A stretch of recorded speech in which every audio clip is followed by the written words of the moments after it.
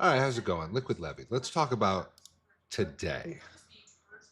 So this is pre-market today, Thursday, October 23rd. Uh, Not too early, right before market open at 9:30, right around 8:30, we got very close. We swept the Asia low. We left equal lows here, right?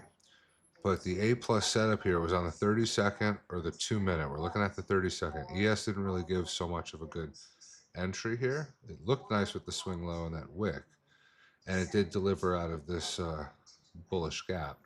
Over here, however, we didn't immediately deliver out of any bullish gaps here, but this was the setup that just printed.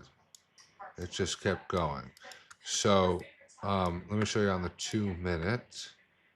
It's a little bit more clean. Then we'll go over my trade. This right here. This was the obvious. So this is literally what we're looking for when we're trading.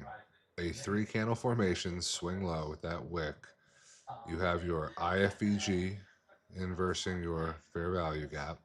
We're delivering from a bullish area, and that was your entry. You had gotten in at about 24,977, set the stop loss 957, 20-point stop, nothing crazy. And then look at where we went. You could have targeted, this was my buy side um, line from, this was a 15-minute high that we had a bearish gap, and it did when we hit it, hit a major roadblock.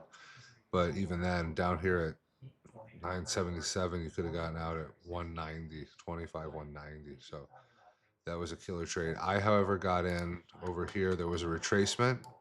We were still in premium just slightly, so it wasn't A plus at all, not even A minus. But it delivered out of this bullish gap. It did it over here on ES as well, but there wasn't really a clear gap on the one. Entered right here at 161, 16125 or something. Ended up with a 3.2 RR long. Got out after a lot of this chop. Got out a little early. Could have held to day close. We're still actually moving on the charts, but 104 points and a quarter profit. I'm back to just green on the day, basically break even. And I saved it from those losses earlier. So again, we have to just be a little bit more disciplined with our choices of trades, and because the trade will present itself, and it did early, but there were multiple places where you know some of us retail traders could have gotten back in discount as well.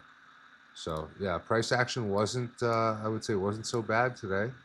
Very bullish, and then eventually we're going to take out the rest of these IRL buy side highs, and then we can look for potentially all-time high, or I think with CPI tomorrow, if the news is good, we might pull back and then push for all-time high. So apologies if you could hear any of the noise. But yeah, that's it. Was a great day, bullish day, and yeah, we'll see what tomorrow brings. Get there early because we've got 8:30 CPI. If you've got eval accounts you want to get funded in one quick trade, if you want to get a one setup for life, if we get a data candle, if we're sweeping the buy side and sell side liquidity with a 1 minute data candle based off of CPI, then we can also take that as well with the funded accounts, because you can't trade during the data with the fundeds. And the OSFL will be done by 9 a.m. before market open. Then we can just kind of watch, be very, very picky.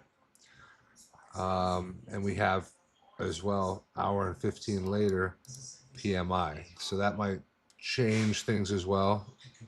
And then it's going to be right near 10 a.m. So that's it. Get here tomorrow, 8 a.m. early for CPI.